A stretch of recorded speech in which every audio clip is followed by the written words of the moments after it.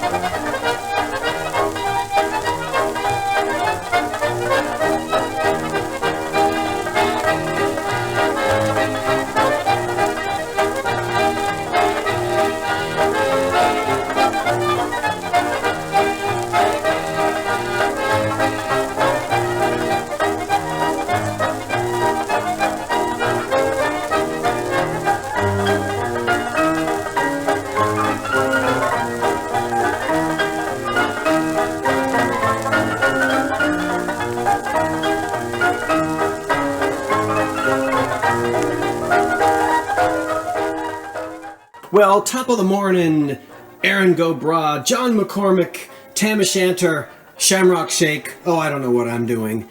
What is this German-American trying to do, pose as an Irishman? I just messed all of that up. Well, it was my attempt to bring you a little bit of humor during a very difficult time in the world, and that's what I'm going to do. Yes, I am about 99.9% German in my blood. But today we're going to be green with envy. You're going to be green with envy. Happy St. Patrick's Day to everyone, whether you're Irish or not. I'm Scott from the Old Curiosity Shop, broadcasting to you from shutdown Philadelphia, but not down and out, right? Spirits up, marching forward, keeping it positive, and that's what I'm going to do. Now, in case you didn't watch my video yesterday, you did not hear my St. Patrick's Day joke. I'm going to retell it right now, and I expect each one of you, even if you heard it yesterday, I expect each one of you to lean back in your recliners and roar with laughter. The only thing Irish about me is my patio furniture.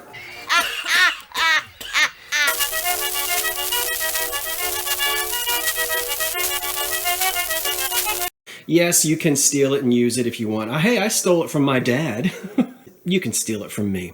Okay, well, now, some of this is going to be for sale, but my favorite color is green. And back in 1970, I want to say 76, might have been 1974, I performed in a school play dressed up as Kermit the Frog, and I sang It's Not Easy Being Green. Thank goodness the VHS tape had not been invented yet. Use your imaginations. So I will tell you what I'm going to sell and what I'm going to keep. A lot of it I'm keeping, but you might be surprised at how much I'm actually going to sell. Now, some of these items I know who the manufacturers were, and some I don't. But mostly we're looking at the 1930s here. Now, let's get this out of the way. Does it have uranium? Yes. Is it going to kill me? No. Is it dangerous? No.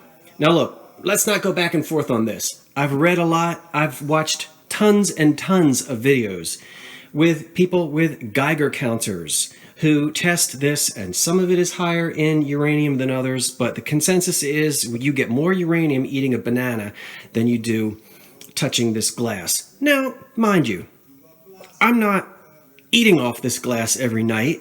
I tend to not be an alarmist about things. So if you want to, I can suggest some really good videos where, scientists have tested this, as I said, with Geiger counters, and we're pretty safe. I think I have a greater chance of being run over by the Gerrard Street trolley than I do of uranium poisoning from this glass.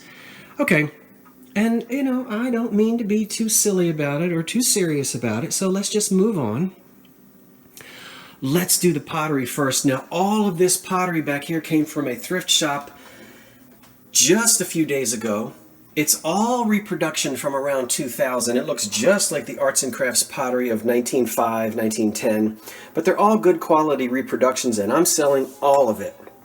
I haven't researched it yet, but like you, I'm going to be sitting around with a little time on my hands, so I'm going to have the time to do the research. This one is Deco, so I will show you that. Don't drop it. Okay, of course it would have to be turned the wrong way around. Oh, I forgot. Today's cup of black coffee is brought to you by I don't know who, because it's not marked and I don't know who made it. But it's a cute little, are they shamrocks? Or four-leaf cloak? Duh. It doesn't have four, okay, they're shamrocks. I told you I wasn't Irish. I've got a refrigerator full of sauerkraut to prove it. Okay, see Deco, and then what you can't see there is 2007. At least I don't think you can see it.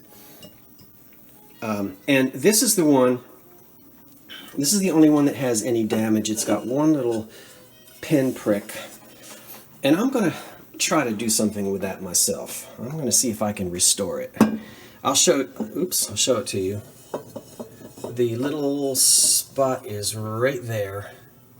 And I'm going to see if I can repair that myself, just to make it not look so noticeable. But anyway, that's the only damage on that, but it is there. These two are not damaged. And again, I haven't really done any research at all. There's a mark right there that says 2010. All right, let's try to get it where you can see it. Maybe some of you can do some research for me. Detroit. Is that P-E-W-A-B-I-C? Pew-a-bic. Am I reading that wrong? I imagine I am. Anyway, it was made in Detroit in 2010, and those of you who like to do research, maybe you'll be able to... How do I get my... Oh, there we go. Okay. I'm not being very fancy today, you know. And I need to do... Okay, so let's grab this one. And this one has a very subtle beauty to it. And this one is called Venice Clay 2008, and it looks like it's signed by whoever made the pot or the vase. But again, I have done no research, so I'll get to that soon. Okay, so wonderful. So excited when I found these. It was a detached retina moment. Speaking of detached retina, hold on for a second. How about detached head? Now this made me mad. I paid $1 for these at a flea market last week. $1, the man said. They're made in Japan, lusterware bookends. And when I got a closer look, the banjo player on the left was decapitated. I still paid the $1 for them because his reconstructive surgery on his decapitation was done very well. I mean, it almost looks like he's just wearing a necklace. You see right there? Or he just has a dirty neck. So when we spin him around, you really don't see any, I mean, you can't even see it on the back. So we just have that little speck of glue there where his head was broken off and re-glued. At least I think. It might, I'm going to have to take a magnifying glass and really look at it. Because it could just be, yeah, I think his head came off and was re-glued. Anyway, that's the only damage on these two bookends. I don't know. Should I try to sell them even though his head was broken? They're from the Art Deco era. So we're going to put these in the 1930s. And I think it's funny. Someone did their best to obliterate Made in Japan. You can see that they've scratched it off here and here. And you know, when I was a kid in the 70s, Made in Japan was a joke. You guys remember that? I mean, if something was made in Japan, you were embarrassed. It meant that you couldn't afford something nicer. And you would rip the sticker off. You really would try to hide the fact that something was made in Japan back in those days. It was just considered cheap and tawdry and sort of dime store. But now, you know, we really treasure these pieces. I like the colors. And as I said, they're bookends, lusterware, ceramic. And I'm going to sell them. All right. So this video is not an hour and a half long. I'm not going to pontificate on every piece of green glass that you see. And some of it, I don't even know who made it. This, I believe, is Hazel Atlas Block Optic. Is that who made Block Optic? I sometimes forget. And these are plates, not saucers, and there are 1, 2, 3, 4, 5, 6 of them. Little dessert plates, bread and butter plates, sherbet underplates, and I think that's, just going by memory, I think that's Block Optic. Here's a cheese compote from a cheese and cracker set. We're missing, obviously, the underplate. And these are great to do all kinds of things with. We've talked about these many, many times, and I think everybody recognizes these. Notice how it's a very different color green, very different. It's a different company. And this would have been made by one of the Elegant Depression companies because it's gilded. So we're talking, again, Cambridge, Fostoria, blah, blah, blah. I think I showed you these crackle glass, not Tree of Life, but crackle glass sherbet cups, which I think are L.E. Smith, but I'm not sure, and this does date to the late 20s to around 1930. I found those, and then a few days later, 4 plates, and these plates, you know, it's the same maker, same pattern, as you can see. And when I say crackle glass, not the crackle glass of the 1960s that's actually the crackles are in the glass. This is an embossed, I think we've talked about it, it's actually an embossed crackle. You see there? It's actually in the patterned on the glass, embossed on the glass, part of the mold. I really like this. I find it attractive. And as I said, I think it's Hazel Atlas. Here's the Jeanette Cube pattern, which is often mistaken for Fostoria's American. Talked about that a few videos back too. And this is a little vegetable serving bowl. And this is a, when the designer of American left Fostoria, he went to Jeanette and created Cube, which is very similar to American. Okay, and that's a little vegetable serving bowl, and that's from around 1932. And Hocking, before it was Anchor Hocking, it was Hocking Glass, and this is one of their mixing bowls. I believe they joined, the Anchor Glass joined Hocking, I think in 1938 or 37, and became Anchor Hocking. But prior to that, Hocking Glass, and we see the H and the G embossed on the bottom here, HGC, Hocking Glass Company. Little mixing bowl. All right. Let's see. Let's stand back up. 1, 2, 3, 4, 5, 6 plates. Fantastic. 4 saucers. That's it. No cups. And I think, but again, I'm not certain, this pattern here looks so much like, there was a pattern by L.E. Smith called Mount Pleasant. Not Mount Vernon, but Mount Pleasant. And I have a whole set of Mount Pleasant glass in black glass, but here it is in green. Now, there were, and you got to be careful because, well, let's look at it. Look at the pattern. Okay, and study it. There are other patterns that look very similar to this that are not Mount Pleasant and that are made by other companies other than, who did I just say? L.E. Smith. But I am going to go with Mount Pleasant until I get a chance to do some more research. And I promise you at the end I'm going to tell you what's for sale and what's not. Back there are 4 probably tall sherbet glasses on stems. You could also drink cocktails out of it, but you could also eat your rice pudding out of that. And those are 4 in excellent condition. They have paneled sides, no chips or cracks on any of them. And these are made because it's such fine, paper-thin glass. These are made by one of the Elegant Glass companies. Speaking of Elegant Glass, this is made by Heisey. I think it's called Swirly pattern. And that's a dessert, I'm sorry, that's either a master berry bowl or a serving bowl. Could be a flower bowl for your console, for your table, or you could serve out of it. It's beautiful Heisey glass. And when you see an H inside of a diamond, which is hard for me to get you to see, but it's right there, not focusing, it's Heisey glass. And Heisey isn't always marked, but it quite often is. and that's a good piece of glass. This you've seen 4 or 5 times, and I'm just showing that to you again here for the fun of it, but I'm not going to sell it. Now, look at the pottery. Oh, I got to take a sip of this again. Hold on. What are you guys having today? What are the Irish not ham and cabbage? Corned beef and cabbage, right? Is what you have. I'm having sauerkraut. Look at this Art Deco ashtray. I love it. Even with that little tiny chip right there, doesn't bother me at all. This is made in Japan, circa 1930-ish. And that's about as Art Deco as it gets. I love this. Of course, I don't smoke. What am I going to do with it? You could be a spoon rest. Maybe. Let's see. Hold on.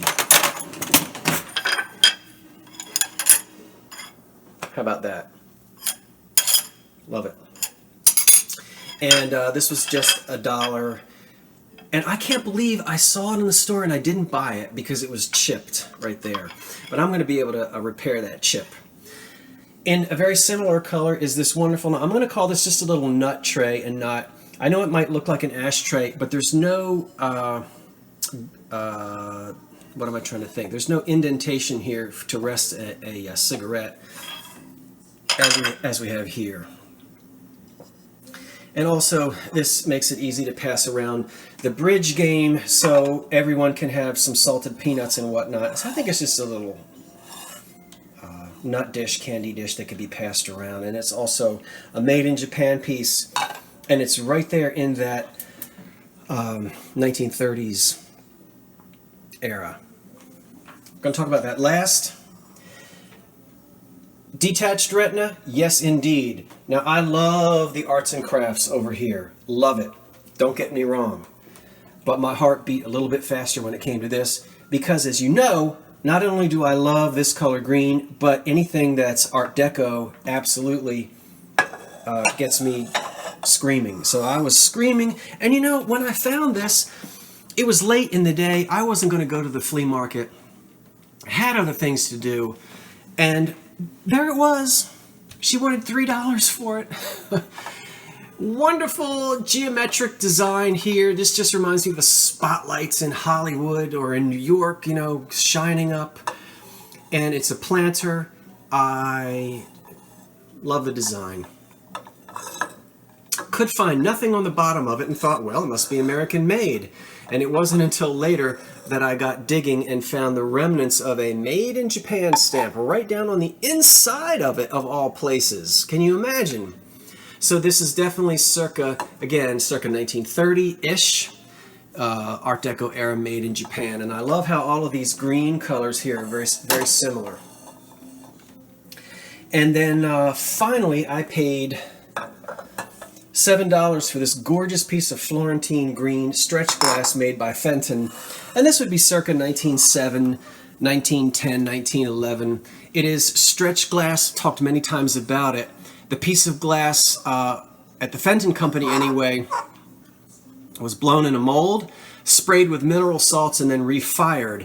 And that's what, the refiring is what gives it this stretch. We're going to zoom in on it in a minute. Unlike carnival glass, which doesn't get refired, the iridescence and this sort of onion skin stretch marks are a result of this being sprayed and then refired and then either handled again, or during the cooling process we get these stretch marks or onion skin marks. And way down in my video archives is a video called How to Tell the Difference Between Stretch Glass, Carnival Glass, and Art Glass. I did that video probably a year and a half ago, and it's down in the archives somewhere. If you'd like to hear me talk more and see more of a larger collection of stretch glass and carnival glass. And so there were about 8 or 9 companies in the United States that made stretch glass, very similar companies such as the ones who made carnival glass. So we're talking about Northwood, US Glass, Dugan, Diamond, Fenton, and so forth. I'm not going to be able to name all of them. So, and this is what Fenton called Florentine green, and it just absolutely shimmers. So can you see here, this almost resembles an onion skin. Those are the stretch marks, and that's what happens when it's refired and cooled. Absolutely beautiful piece of glass. I'm going to turn out the lights and throw a black light on this in just a minute, but what's for sale and what's not? Well, let me back up and be prepared. I'm keeping most of it. Okay, so let's go through all this. I think once I get the research done, the plates and saucers, I don't know who wants these 4 saucers. I would love to find cups. I might hold on to this until I can try to locate cups, but that might be difficult. But I think these plates are going to go up for sale. The mixing bowl will be for sale, and as well as the Hazel Atlas, the cheese compote, the bookends, the cube piece, yes, everything I'm naming is for sale. The Heisey, the crackle glass I think I'll keep because I really like that. Of course the Deco I'm keeping. And these 4 beautiful these 4 beautiful glasses back here I think I'm going to sell, and the pottery as well. So basically I'm just going to be keeping the Florentine and the pieces of pottery, the crackle glass, and this vase back here. Alright, so, and I hope you guys are all having a super great day. Stay safe out there. I'm Scott from the Old Curiosity Shop saying thanks for watching, and so long for now.